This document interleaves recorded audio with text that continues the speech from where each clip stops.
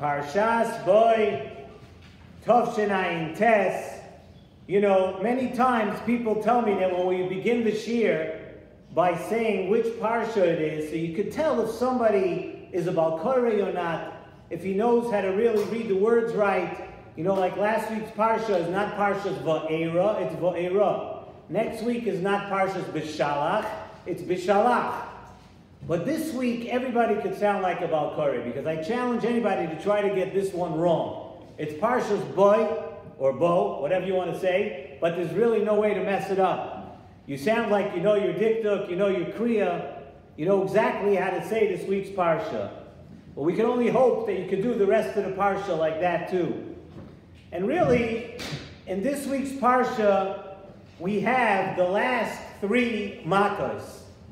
And the last three makkos we know, right after these makkos, that's it. We're out of Golos Mitzrayim, and we're on our way.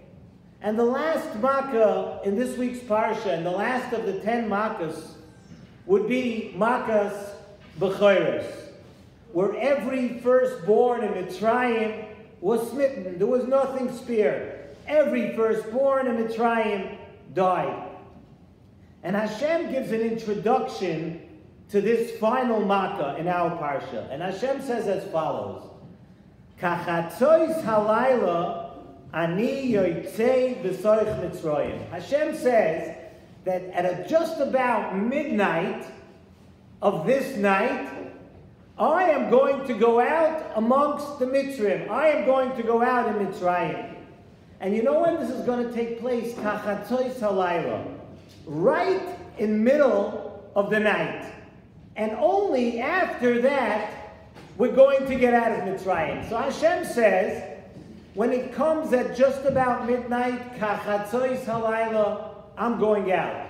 I'm going to be going out into Mitzrayim. And I'm going to do the Makkos B'choros. And only after that point of midnight, you'll be able to get out of Mitzrayim. And the Nesiva Shalom is medayik in this lashon of the pasuk. The Nesiva Shalom tells us that this is actually an ingrained fundamental of the Bria, of creation. And you know what that is? He says like this, that we need to know that ingrained into the order of creation is the fact that first is going to be dark. And only after dark, we can have light. And real light, real noticeable light, is only a light that comes after the dark. And we see that from this pasuk. Kachatzois halayla. Hashem created the world with this in mind. That first it's Vayihi Erev, Vayihi Voiker. First is evening, first is night, and only after there's night can there be morning. And every human being was created in that way too, says in the Nesiva Shalom. Because we know a person is born just with the Yetzer Hara. A person is born with the Yetzer Hara, and that's the night. And as we grow, and as we get a bit older, we add light to our lives, where it starts with the dark, Vayihi Erev, Vayihi Voiker. First there's Kachatzois halayla, there's midnight, everything looks terrible. But then, only after that, could there be Geula. At the Bris Bein HaBesarim, way back when Hashem was establishing us as the Am HaNivchar, as the chosen nation, Hashem let us know that our history and our lives would be that way. Hashem told Avraham Avinu the following in the pasuk. Yodoya Teda, Hashem tells Avraham Avinu, I want you to know, Ki ger yezaracha be'eretz lo lohem, that your descendants will be in a land that does not belong to them. Va'avadum v'inu oisam. Your descendants will be in, as we know, it was Mitzrayim, and they're going to be worked very hard. And it's going to be very painful. Arba me'ah shana, and however you want to count those 400 years, but it was going to be 400 years.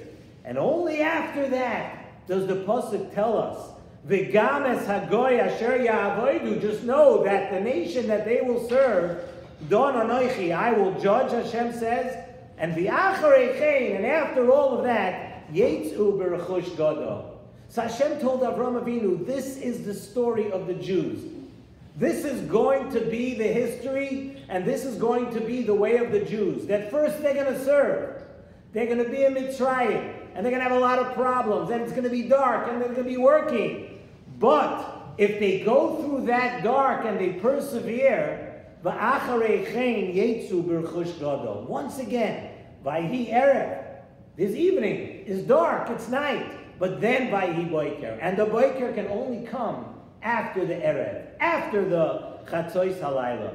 And before Avraham Avinu even had any children, Hashem let Avraham Avinu know that this is the path to being an Am HaNivchar. The path to being the chosen nation is through the dark and then into the light. First there's going to be dark, and then out of that dark we evolve, and out of that dark emerges great light. First, we're going to need Golus. Golus is a requisite. That's the night. And only after the Golus can the Geula come. Golus and the darkness that comes along with Golus is a requisite in order to see the light of the Geula. And this is the way it was at Golus Mitzrayim and Geulas Mitzrayim in our Parsha. Hashem said that Kachatzois Halayla, and it's specific. When it's smack in the middle of the night, Hashem says, Kachatzois Halayla, that's when I'm going to be there for you. I'm going to be there in Mitzrayim when it's the most dark. What does Chatzois Halayla mean? Chatzois Halayla doesn't just allude to dark. Chatzois Halayla alludes to the darkest point of the night. At Chatzois, there's no light from the day before, and there's no light right from the previous day. And there is also no light that has yet arrived from the coming day. And Hashem tells us that it is Davka then that the Geula is going to be. When you think it's the most dark, and it may even be the most dark, Hashem tells us that the salvation will spring forth Davka from the darkness, right in the middle of the night. What a lesson for every person to know. And the Nesiv Shalom tells us that we know that the Geula came through Makas B'chairis. Makas B'chairis was that last Makkah that happened, Kachatzois Halayla. And you know what Makas B'chairis is all about? Another explanation, says in the Nesiv Shalom, of Bechar. Bechar, as we know it, Pshat in the Pasuk means, Bechar means firstborn. The Nesiv Shalom tells us that Bechar can also mean that which is most important to you. And what you should do is, Makas B'chairis, a person should take what's most important to you, what you like most, and don't indulge in it yourself. Makas B'chairis tells us, take your Bechar, the thing that you want and desire and want the most, and take that, don't indulge in it yourself, give that to Hashem. Give over what you consider the most chashuv, what you desire most. Inject HaKadosh Baruch Hu into the things that you put the most energy into doing. Your Bechar, that is what Hashem wants from you. And the Torah tells us in our Parsha, Kadesh li kol Bechar. Make holy for me your Bechar. Bechar, once again, meaning what you find. Make holy for me what you find the most important to you in your life. For example, Kadesh li, to be proactive. If person, for example, person likes nice things, a person likes fancy things, the Torah tells us here, Kadesh li kol Bechar. In order for you to have a personal Geula, you have to get past that. You like fancy things, don't waste it on yourself. You like the opportunity, you like to spend it on your shul, spend it on Torah, spend it on Ruchnias. Kadesh li kol Bechar, you find that you have materialistic things that you want, use it for HaKadosh Baruch Hu. Use it for Ruchnias. And that is really the theme of what we're saying over here, where a person can take the darkest points and the darkest things in life and turn it into light. Things which would seem to be so gashmias and so mundane, you could take them, if they're chashuv to you, your Bechar, Makas B'chairis, to smite the Bechar and give it to HaKadosh Baruch Hu. Because kachatzois halayla, that's the point of Makas B'chayres. From darkness, from the darkest things can emerge the greatest light. And from there, from that point of Golus, just from that point, when it seemed like it was impossible, there was no hope, it was so far from the day before, and still yet so far from the next day, it was right in the middle of the night.